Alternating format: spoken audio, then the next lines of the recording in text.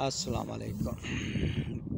پٹوار T V سے بیریا tone sector H, یہ plot ہے جی 891 892 نمبر میں۔ یہ اس کی ویوز ہیں، دیکھیں یہ پیچھے سے ریور گزر رہا ہے اور یہ سارا اس کا بیک کا ویو ہے۔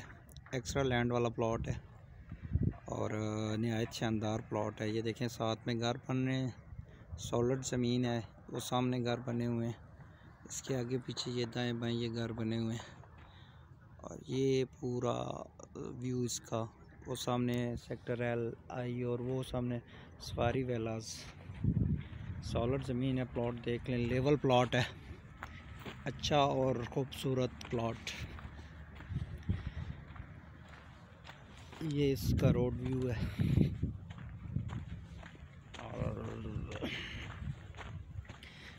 وقاسمی الواسے پراپرٹی، نزدیک بیریا tone, head office phase 8۔ بیریا tone کی سیل پرچیز، زرعی رقبوں کی سیل پرچیز اور دیگر ڈی ایچ اے کی سیل پرچیز کے لیے رابطہ کریں۔ چینل کو سبسکرائب کریں اور ویڈیو کو لائک بھی کر دیں۔